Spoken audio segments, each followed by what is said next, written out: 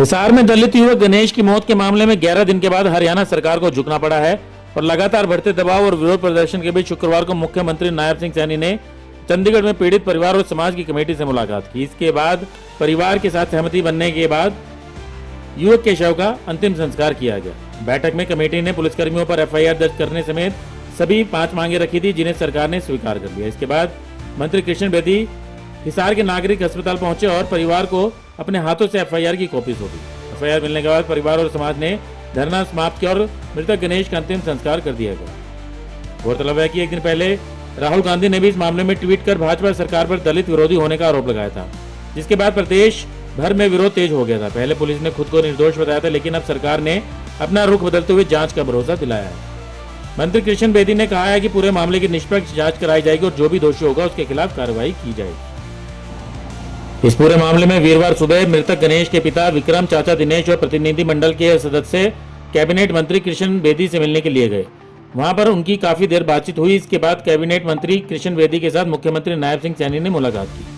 मांगों पर सहमति बनने के बाद कैबिनेट मंत्री कृष्ण बेदी ने बताया कि परिवार और कमेटी की मांग पर एफआईआर दर्ज की जाएगी और इसके बाद परिवार मान गया, जिसके बाद शुक्रवार को परिवार ने युवक के शव का अंतिम संस्कार कर दिया। अंतिम संस्कार में शामिल होने के लिए मंत्री कृष्ण बेदी भी हिसार पहुंचे और सम्मान के साथ युवक का अंतिम संस्कार किया गया। और ये सभी मैंने आपके सामने यहाँ भी आश्वस्त कर दिया, निर्दोष को कोई चिंता करने की जरूरत नहीं, चाहे पुलिस कर्मचारी है और चाहे परिवार के लोग, किसी निर्दोष को आंच नहीं आने देंगे। सर, आपको नहीं लगता देरी बहुत हुई है? हाँ बिल्कुल पंचम। आपको नहीं लगता देरी बहुत ज्यादा हुई है, ताकि ना सभी लोग परेशान हुए इस चीज को लेके? नहीं, बहुत चीजें आपको भी यहाँ कितने दिन से आप यहाँ पे लगभग 11-12 दिन से तो क्या क्या हालात थे यहाँ पे तो सुने तो ना। सरकार तो पहले दिन से तैयार थी।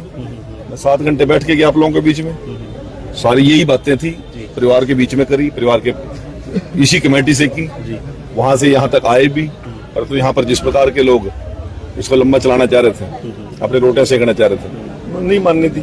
आपको लग रहा था कि इसी मुद्दे को लेकर राजनीति रोटियां ज्यादा सीखी जा रही? वो आपको नहीं लग रहा क्या? इन्होंने कहा था कि एफआईआर होनी चाहिए, एफआईआर होगी, निर्दोष फंसने नहीं चाहिए, वो सरकार ने बात मान ली। बोर्ड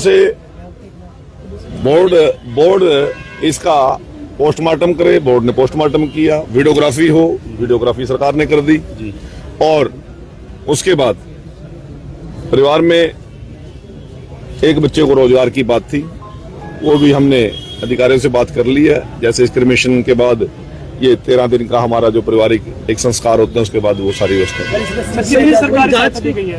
हमने अभी बहुत सी चीजें ऐसी हैं अब जो अब बताने की नहीं है, परंतु परिवार को हमने कह दिया कि आपकी क्राइम से इच्छा होगी, क्राइम से जांच कराएंगे, आपकी किसी और एजेंसी से जांच कराने की इच्छा होगी, वहां से कराएंगे, इस जिले से इच्छा नहीं होगी, इस जिले में नहीं कराएंगे, भिवानी में नहीं होगी, भिवानी में नहीं कराएंगे, आप जहां कहोगे वहां जांच कराएंगे। एफआईआर पुलिस कर्मियों पर होगी जो जिन्होंने हमला किया है, जो भी है जी। एडीजीपी जो है साफ कह रहे हैं कि पुलिस का इतना कोई कसूर नहीं है, लेकिन एडीजीपी साहब, मैं भी तो वही बात कह रहा हूँ, मैंने उससे अलग कौन सी बात कही है? मैंने वही बात कही है कि निर्दोष को हाथ नहीं लगने देंगे और दोषी को छोड़ेंगे नहीं, वो भी यही बात कह रहे हैं। जांच में सब आ जाएगा। आपको वहीं बता दें, वहीं एक दिन पहले गुरुवार को हिसार में एडीजीपी के राव ने इस पूरे मामले में पुलिस को निर्दोष बताया था। उन्होंने कहा था कि बर्थडे पार्टी के दौरान डीजे को लेकर जो विवाद हुआ उसमें पुलिस का कोई दोष नहीं था और पुलिस कानून के हिसाब से कार्रवाई करने के लिए गई थी, लेकिन वहां पर पुलिस के ऊपर ही हमला कर दिया गया था और तेजधार हथियार इस हमले में प्रयोग किए गए थे।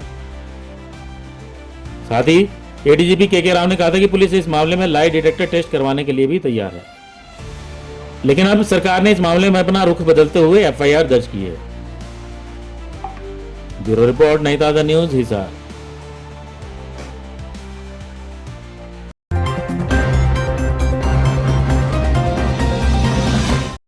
लेटेस्ट वीडियोस के लिए सब्सक्राइब करें हमारा चैनल नई ताजा न्यूज और दबाएं बेल आइकॉन ताकि आप मिस ना करें कोई भी अपडेट।